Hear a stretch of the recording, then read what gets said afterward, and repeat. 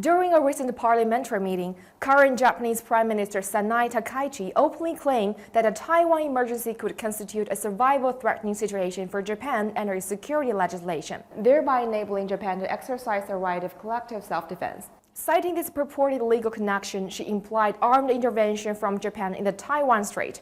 Her wrongful remarks brazenly defy international law and order, violate the two countries' bilateral commitments, and severely undermine regional peace and stability. Takaichi's rhetoric was neither personal misjudgment nor an isolated incident. In recent years, Japan's conservative right-wing forces, driven by narrow ideological agendas and self-serving political aims, have leveraged their political influence to manipulate public discourse, thereby steering Japan's national strategy onto a misguided path.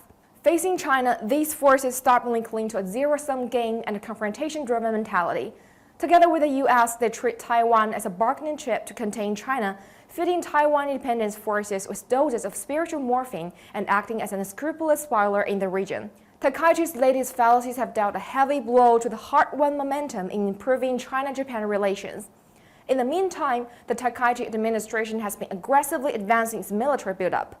Takaichi has floated proposals for dramatic defense expansion, including a substantial hike in defense spending and a full lifting of Japan's arms export restrictions, and even proposed revisions to the three non-nuclear principles, measures that will further hollow out Japan's pacifist constitution and the doctrine of its exclusively defense-oriented policy.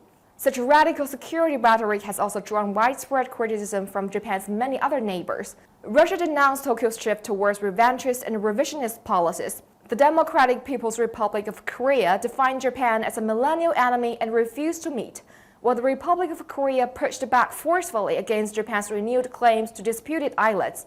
Japan is down on a beggar-than-neighbor path. It is turning itself into a hotbed of regional security tension, arms races, and bloc confrontation, a trajectory that raises other countries' concerns over Japan's strategic runway, while offering the world ample reason to question whether Japan is edging back towards reviving militarism. Japan's provocative rhetoric has also begun to backfire at home.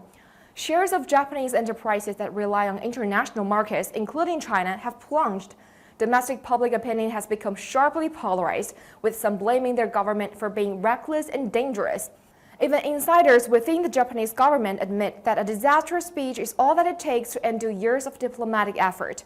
1 month into Takaichi's tenure, Japan now finds itself mired in diplomatic strife with its neighboring countries, while leaving numerous growing risks to its own development. This year marks the 80th anniversary of the victory in the Chinese People's War of Resistance against Japanese aggression and the World Anti-Fascist War, as well as the 80th anniversary of Taiwan's restoration to China. History and reality have repeatedly proven that the East Asian region has grown into a community of deeply intertwined interests, and the enduring trend of multilateral collaboration is irreversible.